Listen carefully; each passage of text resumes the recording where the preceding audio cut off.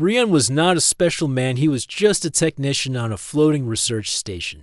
Called Horizon Point, the station orbited a quiet blue gas planet far from Earth, far from home. And far from trouble. Rian liked it that way. No noise, no big problems. Just machines to fix and systems to watch. Woke up early as always, ate a plain breakfast, and walked down the long metal hallway to the control room. The station was cold and quiet. Only the soft hum of machines filled the air, but today something was different. A message blinked on the main screen. Incoming ship requesting docking permission. It was from a Celian vessel. Rian leaned closer. The Celians were an alien race, known for their smooth skin, light-colored eyes, and calm voices. They were peaceful, smart, and could read surface thoughts with ease. Humans were both curious and nervous around them. Pressed the button and opened the channel. The face of a calm Celian captain appeared on the screen. He spoke slowly and clearly with a soft voice. We bring our young diplomat Nara to study human science and culture.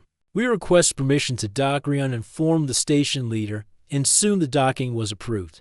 Rian was assigned to guide the visitor. He wasn't sure why him, but he didn't complain. It was just one guest, and only for a few days. When the Celian ship docked, Rian waited near the airlock. He stood straight, checked his uniform, and took a deep breath. He didn't want to look foolish in front of an alien guest. The airlock doors opened slowly. A group of tall, graceful Celians stepped out. Among them was a young one. Narash was smaller than the others, with soft silver eyes and smooth, light skin. She wore a long, pale blue robe. Her movements were quiet and smooth like water. She looked around with curiosity, but didn't smile. This is Nara, one of the older Celians said. She will walk with you and observe your station. Rian nodded. Welcome to Horizon Point. I'll show you around. Nara looked at him for a moment, then nodded once. She didn't speak, but her eyes followed his every move. They walked through the station. Rian tried to speak clearly and calmly. He showed her the labs, the power room, the garden dome, and the observation deck. She said little, but looked interested in everything. Rian noticed something strange. Every time he had a strong thought, she seemed to react before he pointed at something. She had already turned her head toward it when he thought about how quiet she was. She gave him a quick side glance, and then something happened as he reached the main server room. It was full of blinking lights and warm air. As Rian explained how the system worked, he got nervous. Nara was standing close, very close. Her eyes never left his face, and in that moment, an awkward thought crossed his mind, a thought he didn't mean to have. A silly human thought about how pretty she looked, about how peaceful her eyes were. He quickly looked away, feeling his cheeks burn. Then he heard her voice, soft and calm. Your mind is loud. He turned to her, confused. What? She tilted her head just a little and gave a small smirk. Rian's eyes went wide. He raised his hands. I'm sorry, I didn't mean to. I wasn't trying to be rude. It just happened. I didn't say it out loud. I swear. Nara did not look angry. She simply watched him for a few seconds, then turned and walked to the next hallway. Rian stood frozen for a moment. His face was still warm, and his heart beat faster. Then Normalha followed her slowly, still embarrassed. Do you read all thoughts like that? She didn't stop walking, but replied, only the ones that come without control. Those are the real ones. Rian didn't know what to say after that. He walked beside her in silence, hoping she would forget it, or at least not tell anyone if they continued the tour. But something had changed. She still said little, but now there was a faint curve at the edge of her lips, almost like she was enjoying the moments after the tour. She turned to him near the guest quarters. Thank you, Rian. I will rest now. He nodded quickly. Of course, let me know if you need anything. She walked inside the room, and the door slid shut behind Harry and let out a deep breath and leaned against the wall. His mind was spinning. He had never met anyone like her before, calm, quiet, and strange, but not cold. Somehow she had made him feel both embarrassed and curious at the same time. Walked back to the control room and sat down in his chair. His friend Milo looked over and asked, so how's the alien guest? Rian stared at the screen in front of him and replied quietly, she reads minds. The next morning, Rian woke up early again, but his mind was not calm like before. He kept thinking about what happened yesterday, the way Nara had smirked when she caught his unspoken thoughts. It made him feel strange, not angry, not scared, but something in between. He got dressed and walked to the dining area. The station was slowly waking up. Other crew members were chatting, drinking tea, or checking messages, but Rian was quiet.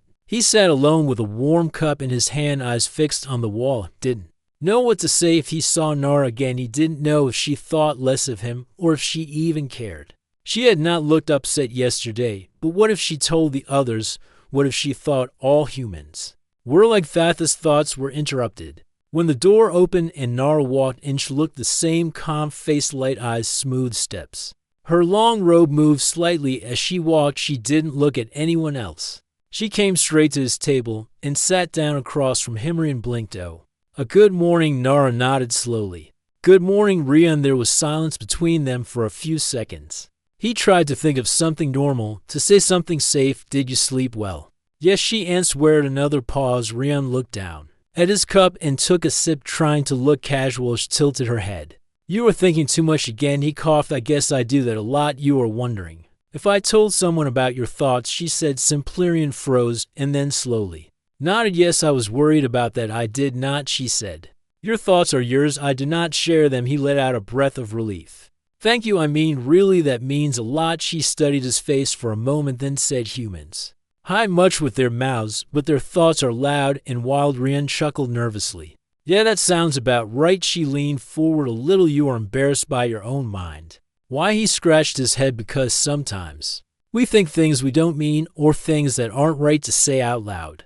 Even if they just pass through for a second, they can still feel wrong." Nara looked curious. "In Cillian culture, thoughts are part of truth. A moment of thought is a moment of self. We do not hide them. We learn from them. That must be nice," Rian said. "Here we're always afraid of saying the wrong thing, thinking the wrong thing. People judge fast." She leaned back and nodded slowly. "Then I understand your fear." There was a short pause, and then she added, "But I was not offended." Rian blinked. "You weren't." She gave that small smirk again. "No, I found it interesting. It shows your nature, curious, respectful, nervous, but honest." He looked down again, but this time he smiled a little. "Thanks, I think." Nara stood up. "I would like to see more of the station if you are free." Rian stood as well. "Sure, I'll show you the engineering deck this way." As they walked through the hallway, Rian felt a bit more relaxed. Nara was quiet, but not distant. She asked questions now and then about the machines, the systems, and even the people. They entered the engineering room, where large engines and power units buzzed gently. Rian explained the way energy moved through the station, how it was stored, how it powered lights, air, and water. Nara listened carefully, her silver eyes watching every small detail. At one point, she asked, "Why do humans build machines with sharp angles? Why not soft shapes like nature?" Rian smiled. "Good question. I guess it's easier for us to cut metal in straight lines. We don't always think about beauty when we build, just function." Nara walked around slowly, then said, "It works, but it does not feel alive." Rian thought about that. It was true, the station worked like a machine, but it didn't feel like a home, not like Earth with trees and rivers and skylitter. They reached the water system, where purified water flowed through clear pipes. Nara placed her hand gently on the pipe and closed her eyes. "This reminds me of home. We have water gardens. They flow through the houses and sing soft sounds." "That sounds beautiful." Rian Sage looked at him. "Would you like to see one someday?" He was surprised by the question. "You mean your planet?" "Yes," she said. "If peace remains between us, you may visit." Rian nodded slowly.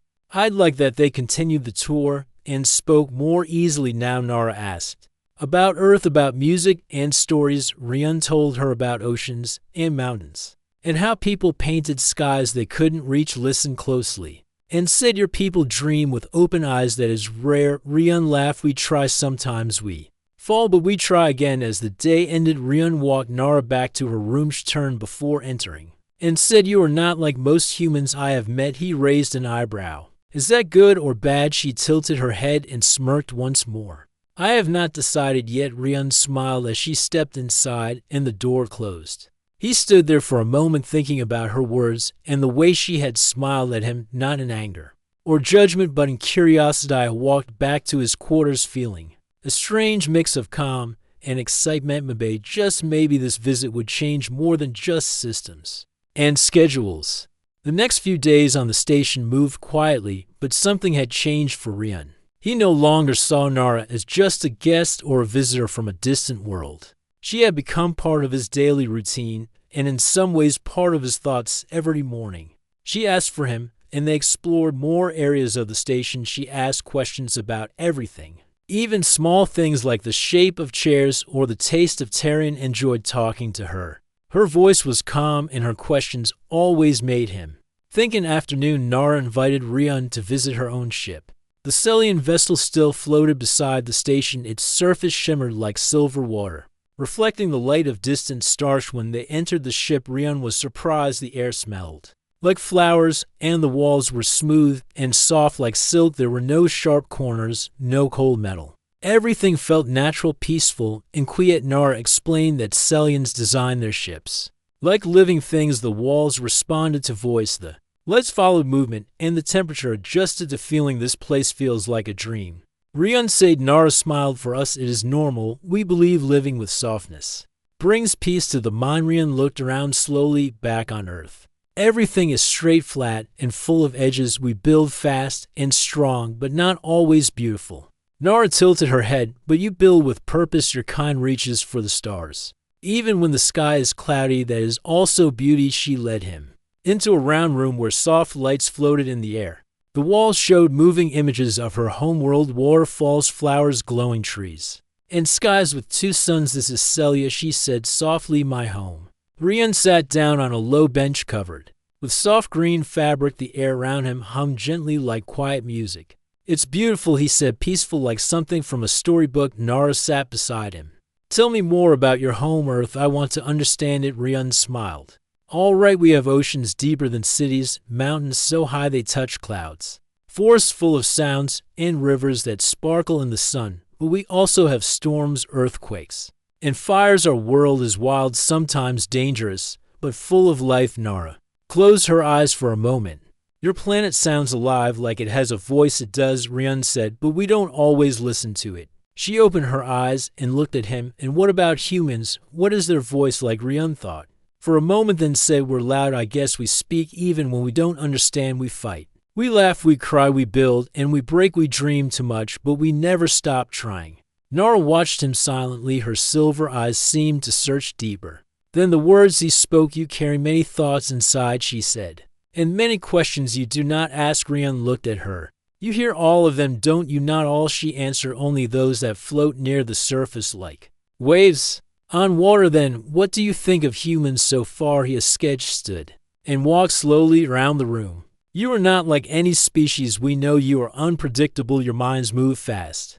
You fear your own emotions, but still follow them. That makes you dangerous, but also beautiful. Dangerous how? He asked. You act before you understand. She said. You speak before you think. You feel strong and deep. Sometimes that leads to greatness, sometimes to harm. Rian nodded slowly. Yeah, that sounds like us. Nara turned to face him again. But you also protect, you forgive, you hope, even when the path is dark. That is something rare. He smiled. Thanks, I think that's the best compliment I've heard in a while. They stood in silence for a moment. Then Nara asked, would you like to see something private, something sacred to my people? Rian hesitated, but nodded yes, I would. She led him to a small room. The walls were filled with small floating lights. Each one moved gently like a firefly in space. These are memory lights, Nara said. Each one holds a moment, a thought, a feeling. We share them with those we trust. Rian looked around amazed. Can you show me one? Nara touched one small blue light. It floated down and hovered near Rian's face. It flashed softly, and in a moment, Rian saw a memory, not his own. Saw a young Nara standing near a tall glowing tree. Her hands touched the leaves, and a gentle wind moved through her hair. She was smiling, but her eyes were full of wonder. The light faded, and Rian blinked. That was your memory, he said. Yes, Nara replied. Now it is yours. Rian looked at her and felt something he couldn't describe. It was not just respect or friendship, it was connection. Thank you for trusting me with that, he said. Nara stepped closer. You are the first human to see this room. He looked around again and said, I feel honored. They left the ship quietly and returned to the station. The stars outside had shifted slightly, but inside everything felt different. Rian could not stop thinking about what he had seen, what he had felt. Nara had shared something real, something deep, and he knew then that their meeting was not just an accident or a duty. It was something more. Back in his quarters that night, he sat near the window and looked at the stars. He thought about Earth and Celia, about Nara's words and her soft smile. He didn't know what would come next, but he knew he would never see the galaxy the same way again. Ryun was starting to feel different each day, with Nara taught him something new about her people. And even about himself. He was still shy around her sometimes, but now he was more open. He didn't fear his thoughts so much anymore. The other crew members had also started to notice the calm change in him. Some teased him, others watched with curiosity. But no one truly understood the kind of connection building between the human and the alien diplomat. On evening, as Ryun was checking the system reports in the control room, he saw something strange on the main screen.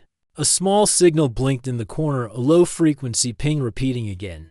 And again tapped the screen and frowned. That signal wasn't part of their usual network. It came from deep space beyond the gas planet. Ran a quick scan and called out through the comms, "Commander, there's a strange signal coming from Sector 12, low band, steady repeating. You might want to see this." The commander arrived minutes later and looked over the data. "This doesn't match any beacon or known probe," he said. Nara entered the room. Quietly drawn by the energy of new discovery, she stepped beside Ryun and studied the signal as well. "This signal is not natural," she said softly. "It feels designed. It is calling something." What? Ryun, a sketch, didn't answer right away. Her eyes were distant, like she was trying to hear something deeper. "Let me connect my senses," she said. "I need silence." Ryun in the room stepped back and let her focus. She placed her hands gently on the edge of the control panel and closed her eyes. Ryun watched her as the lights dimmed slightly. Her long hair moved as if touched by an invisible breeze. A soft hum filled the room like quiet wind through trees. After a moment, she opened her eyes again and looked directly at Ryun. "The signal is not a message, it is a code. It is trying to enter the station." "What do you mean enter?" Ryun asked. "It is looking for a system to connect to. If it succeeds, it may control or observe everything in the station," Nara explained. The commander gave a sharp command. "Lock down all external ports, cut off any wireless links," but it was too late. A sudden pulse came through the panel, and the lights flickered. A loud alarm rang through the hall's backup systems turned on. But one screen showed read Section 3 offline. Ryun said, reading fast.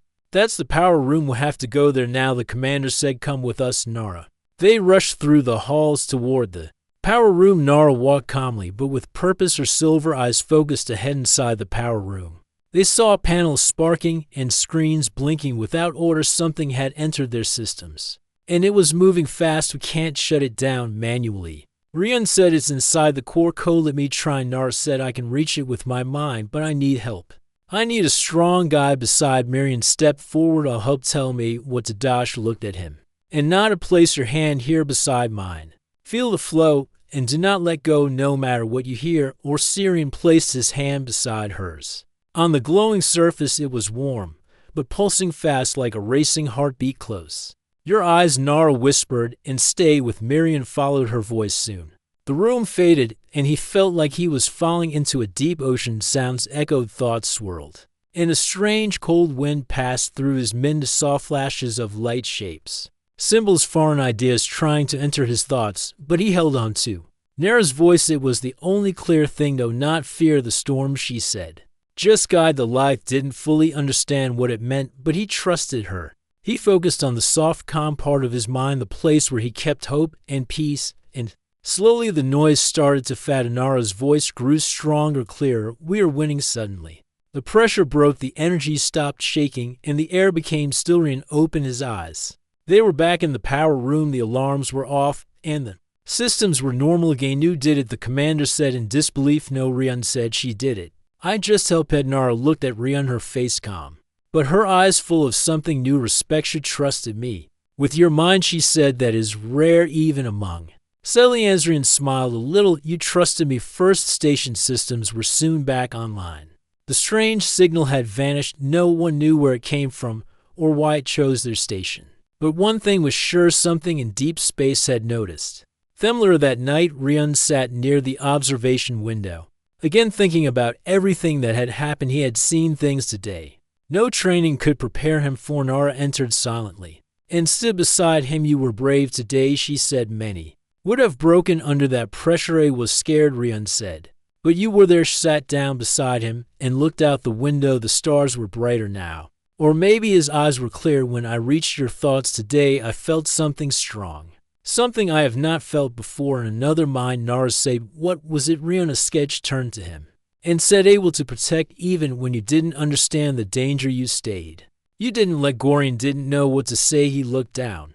Then up at her again. He guessed I just didn't want to lose you. For a moment there was silence. Then Nora said, I will remember that. Always they sat together quietly watching the stars. Neither of them spoke, but their silence was full of meaning to minds. From two different worlds, had found something rare, something real and far beyond the stars. In some unknown corner of the galaxy, something else had noticed too.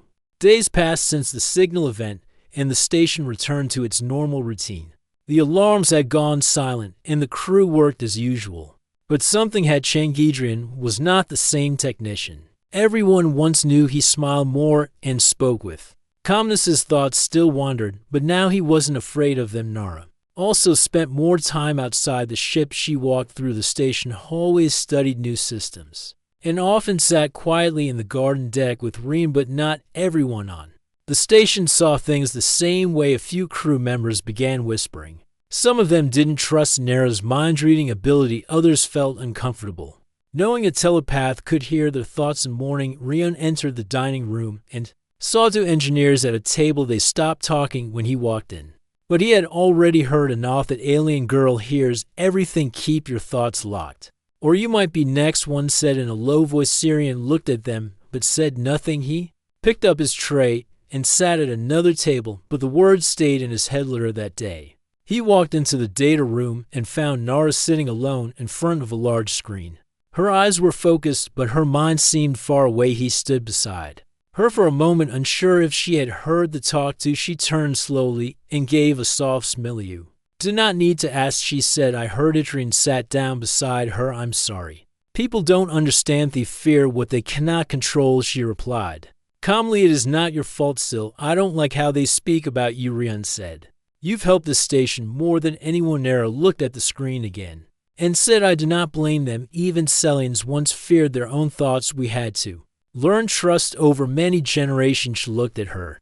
Do you ever get tired of hearing people's minimums? She said softly. But yours is different. Entrian was quiet for a moment, then asked why minute? Because your thoughts have space, she said. Even when they are full, you leave room for others. You think before you act, even when your mind is loud. Your heart stays calm. Felt warmth in her words. It was strange to be seen so clearly and still accepted. You've learned a lot about humans, he said. And you've shown me much of it, Nara replied. They sat in silence for a while until she spoke again. I felt your worry this morning. You fear that others may push me away, Rion admitted. You deserve to feel safe. Harina looked at him closely, then asked, would you speak for me if they tried to remove me without question? He answered. She gave a soft smile, again a kind one, not the smirk from before. This one held something warmer. Thank you, she said. I believe you later that night. Something unexpected happened. A message was sent from Earth to the station. Someone on the ground had heard about the signal incident, and the council wanted a full report. Message said, the presence of the Sellian diplomat may be affecting crew behavior. Please evaluate it.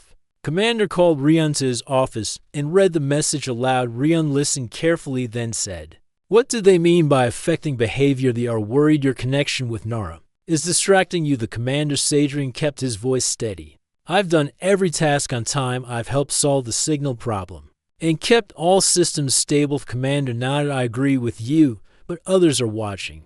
We must be careful. Rion left the room with a heavy heart. He didn't care what people thought about him, but he didn't want Nara to feel like she didn't belong. He found her in the observation deck again, looking out at the stars. They think I'm a distraction, she said before he even spoke. That's not true, Rion said. It's only fear again, just like before. She turned to him and said, I could leave now. I have learned much. I do not want to bring trouble to your life. You're not trouble, Rion said sharply. You're the best thing that's happened to this station. Nara studied his face for a moment, searching for truth. Do you care so much, Rion? She asked gently. He took a deep breath and said, because I trust you, because I feel something.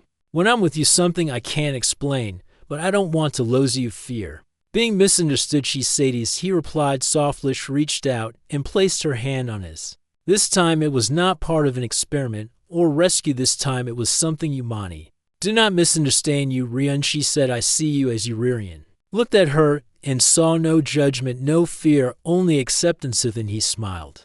Not the nervous smile from before, but one that came from deep inside.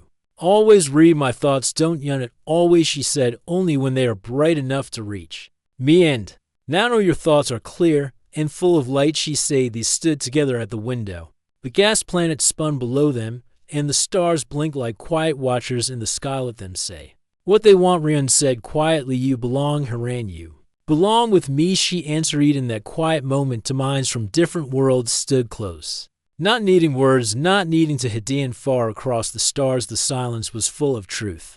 The station was quiet again. Systems were stable. Crew members moved through their daily routines as usual, but deep inside the wires and control panels, something unseen had returned. It started with a flicker in the lights, a slight delay in door sensors, then a small warning appeared on the main screen. Unknown data packet. Attempting to access core systems. Rian sat in the control room looking at the message. It looked similar to the signal from before, but not the same. This one was colder, faster, and it wasn't asking for help. He pressed a few buttons and traced the signal path. It was coming from an outer relay connected to the deep space scanner. Nara entered the room and saw his face. Another signal, she Ascides, Rian said, but this one feels wrong. It's not lost like the last one. It's trying to take control. Nara moved closer and touched the panel. Her fingers felt the energy flowing through the system.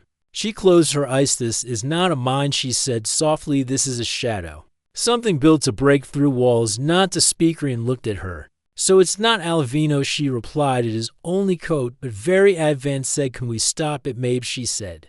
But not with normal commands. We need to think like it, think like something that does not feel. Rian leaned back in his chair, thinking fast. He had faced broken wires, damaged machines, and lost signals, but never something trying to steal control from the Insidican you linked to it. He is scared. Nara nodded, but it will fight back. Is it dangerous for your eyes, she said quietly, but not if you stay with Miriam. Turned on the secure system panel and isolated the signal. He opened the translator path and connected the core firewall to Nara's interface. Sat in front of the screen and placed both hands on the control pad. Her eyes closed, her breathing slowed, and stayed beside her, watching the screen lines move fast across the display. The signal was pushing hard, trying to get into main systems, power engines, life support. Nara's face grew pale. Her fingers trembled slightly, but she held her place. Sight is strong, she whispered.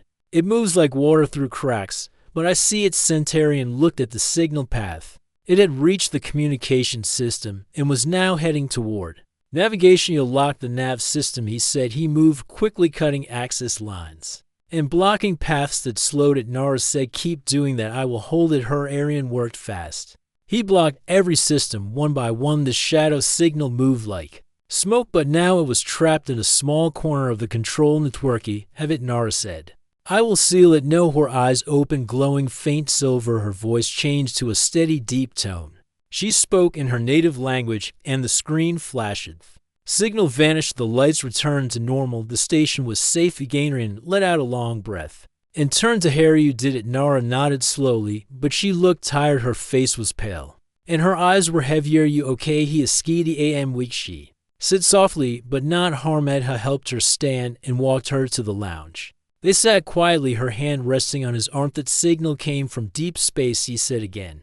But who sent it? Nara looked at him with tired eyes. It was built, not born. Someone wanted to see if they could control the station from far away, but why here? Because this station is small, quiet, and alone, she replied, easy to test. Without notice, Syrian felt a chill. We could have lost everything, but we didn't, she said, and you fought. The side men nodded. I couldn't leave you to face it. Alanish gave a small smile. You did not even think to Cheno. I didn't, he said, and I never will. She looked at him with a kind expression. I felt your thoughts during the fight. They were loud. Where? They bad? No, she said. They were full of courage. You wanted to protect not just the station, but May did. Rion admitted. I still Dothan. I am safe, she whispered. These sat together. As soft lights glowed around them, the danger had passed, but something stronger remained. The trust between them. The commander called them into the main hall. Crew members were waiting, faces serious, but respectful. Have reviewed the attack. The commander said the station was targeted from outside, but thanks to Nara and Rion, the threat was stopped. People clapped softly. Nara stood straight beside Rion. There are still those who do not understand her, the commander said. But I believe we owe her our safe type. Crew nodded, and many stepped forward to thank her. A few, who once whispered behind her back, now stood silent with respect. After the meeting, Rian and Nara returned to the garden deck. The plants glowed softly under the artificial lights. "You are not just a guest anymore," Rian said. "You're part of this place, and you are not just a technician anymore," Nara replied. "You are something more. What you are my connection to this world," she said gently. "My light in this part of the galaxy." Looked at her and felt the truth in her words. "Seem glad you can hear my thoughts," he said softly. "Even the strange ones, he understand them all," she said, "and I do not judge." Gave him that small smirk again, the one that once embarrassed him, but now made him feel known. In the silence that followed, no words were needed, only the quiet comfort of two souls from different stars sitting side by side. A soft light filled the station as the artificial sun began its morning cycle. Crew members started their day. Some went to the control room. Some headed for breakfast. Everything felt normal again. Calm had returned. Rian sat near the garden deck with a quiet mind. He held a cup of warm tea and looked out the glass window. Stars moved slowly across the sky. The memory of the recent signal attack still stayed in the back of his mind. But peace had come again. Nara walked into the room, wearing her soft silver robe. Her steps were light, her face looked calm, but her eyes held a hidden spark. "You always come here in the morning," she said as she sat beside him. "I like the view," Rian replied. "It helps me think." "What are you thinking now?" she asked with a smile. He laughed a little. "You probably already know." "I do," she said softly, "but I still want to hear it." Rian looked down at his cup. "I'm thinking about how fast things changed. You came here as a guest. Now it feels like I've known you for a long time. It is not time that makes a connection," she said. "It is what we shared during it." They both stayed silent for a moment, just watching the stars. Rian didn't know how to say everything he felt, but somehow he knew Nara could already feel it. Later that day, the Celian ship sent a message. It was time for Nara to return. Her visit had ended. She was called back to continue her work on other stations. Rian stood in the docking bay as the Celian shuttle arrived. Crew members came to say goodbye. Some gave small gifts, others said simple thanks. Nara smiled and bowed to each of them. When she reached Rian, the rest of the crew stepped back, giving them space. "So, this is it," Rian said. "For now," Nara replied. Rian rubbed the back of his neck. "I was never good at goodbyes." "Then, don't say goodbye," she said. "Just say until next time." He nodded slowly. "Will there be a next time?" She looked into his eyes. "Yes, I do not visit places for no reason.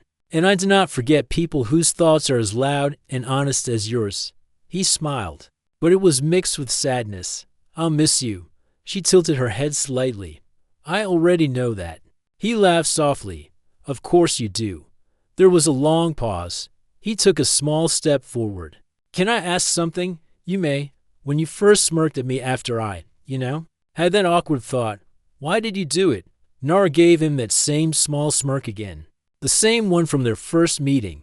"Because I found it funny," she said simply. "You were so worried, so embarrassed, but your mind was honest. And I like that. Most people hide. You didn't. You were just being human. I thought you'd judge me." "I don't judge people for their thoughts," she said, "only for their actions." "And how are my actions?" She looked at him with gentle eyes. "Kind, brave, loyal, and always true." He smiled again. "You make it easy." She reached into her robe and took out a small crystal, shaped like a tear. "This is a Celian Mind Stone. It holds a memory, a connection. I made this for you." He took it carefully. It glowed faintly in his hand, warm and light, if you keep it close. She said, "You may hear me when your thoughts are strong. It is not the same as being there, but it is something." Rian closed his hand round the stone. "Thank you." Nara stepped toward the shuttle. The door opened with a soft sound. She paused, turned back, and gave him one last look. "You don't need to say anything," she said. "I already know." Then she entered the shuttle. The door closed, the engines hummed quietly, and the ship lifted into space, heading toward the stars. Rian stood alone for a long time, holding the small stone. The shuttle disappeared beyond the view. That night, Rian returned to the garden deck. The station was quiet. Most crew members had gone to sleep. He looked at the stars again. They looked the same, but something had changed inside him. He opened his hand and looked at the crystal. It pulsed softly. "I wish you were still here," he whispered. And then, faintly, gently, a voice echoed in his mind. "I am here." He sat back, eyes wide with surprise, then slowly smiled. The connection was real. She had kept her word. The next day, things moved forward. He worked on repairs. He shared meals with the crew. But something inside him had grown brighter. Days passed, then weeks. But every time he held the stone, every time his thoughts grew strong, he felt her presence. Sometimes he heard her voice. Sometimes it was just a feeling, like a soft hand on his shoulder or a warm light in his heart. And sometimes, when he made a strange or silly thought, he felt something else too, a smirk, just like before, and he smiled. Because even across the stars, she still understood him.